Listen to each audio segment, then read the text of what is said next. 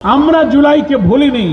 জুলাইয়ের রক্ত ব্যবহার করে যারা ক্ষমতায় গিয়েছে তারাই জুলাইয়ের চেতনাকে ভুলতে বসেছে।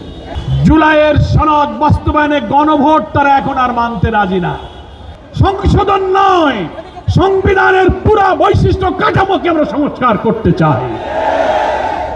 ফ্যাসিবাদের পুলিশ বাহিনী আওয়ামী ক্যাডারদের সাথে বাংলার বীর জনতা, নিরস্ত্র জনতা যুদ্ধে লিপ্ত হয়েছিল। আমরা তখন কারাগারে ছিলাম, জামাত নেতৃবৃন্দ অনেকে। আমরা ভেতর থেকে খবর পাচ্ছিলাম প্রতিদিন শত শত লাশ পড়ছে।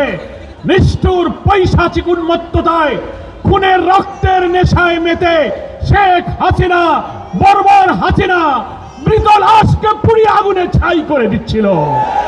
রূপায়ণ lake castle, welcome to the land of piece. Helicopter দিয়ে শিশুদেরকে হত্যা করছিল। তার পেটুয়া বাহিনী পুলিশকে লেলিয়ে দিয়ে কিভাবে নিরীহ নিরস্ত্র পথচারী শিশু, হকার, ব্যবসায়ী, ছাত্র জনতাকে গুলি করে রাস্তায় রক্ত লাল করে তাদেরকে দেহ মাটিতে লুটিয়ে দিচ্ছিল, সেই স্মৃতি কি আপনাদের মনে আছে? 2 বছরে জুলাই অভ্যুত্থানের এই রক্তের স্মৃতি বাংলার মানুষ ভোলে নাই, কি বলেন ঠিক কিনা? কিন্তু ভুলে গিয়েছে সেই জুলাই বিপ্লবের সুবিধাভোগী বেনিফিশিয়ারি ক্ষমতাসীন বিএনপি জুলাইয়ের চেতনা ভুলে গিয়েছে।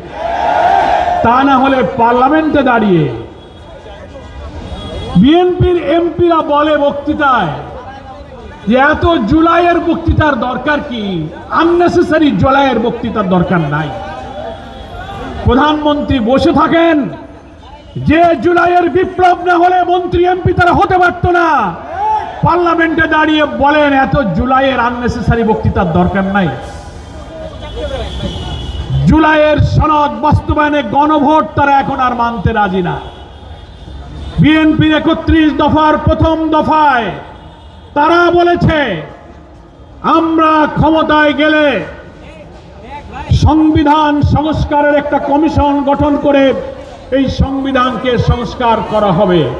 এখন জুলাইয়ের চেতনা ভুলে বিএনপির মন্ত্রীরা বলছেন না, সংস্কার না, আমরা ছোটখাটো একটা সংশোধন করব। পার্লামেন্টে ওনারা একটা বিশেষ কমিটি গঠন করেছেন। কি শুনেছেন আপনারা? বাংলাদেশ জামাত ইসলামীর আমির জাতীয় সংসদে বিরোধী দল নিয়ে প্রত্যাখ্যান করে বলেছেন, ডাক্তার শফিকুর রহমান, এই কমিটিতে বিরোধী দল কোনো সদস্য তো দেবেই না। কনসেপচুয়ালি, ধারণাগতভাবে সংশোধন নয়, সংবিধানের পুরা বৈশিষ্ট্য কাঠামোকে আমরা সংস্কার করতে চাই। আমি বলছিলাম আজকে 1 আগস্ট, আমরা জুলাইকে ভুলিনি। জুলাইয়ের রক্ত ব্যবহার করে যারা ক্ষমতায় গিয়েছে তারাই জুলাইয়ের চেতনাকে ভুলতে বসেছে। আজকে আবু সাইদ মুগ্ধের স্লোগান দেই, জাবের ইব্রাহিম, আনাস মেহেদী হাসান, পুলিশের এপিসি কার থেকে ছুঁড়ে ফেলানো ইমরান ইয়ামিনের লাশ, হাজারো সহস্রাধিক মায়ের চোখের পানি, কোন নিষ্ঠুর পাষাণ ছাড়া এগুলো কেউ ভুলতে পারে না, কি বলেন ঠিক কিনা? কিন্তু বিএনপি এই জাতির প্রতি, জনতার প্রতি, মানবতা, মনুষ্যত্বের প্রতি বিএনপির কোনো দরদ নাই।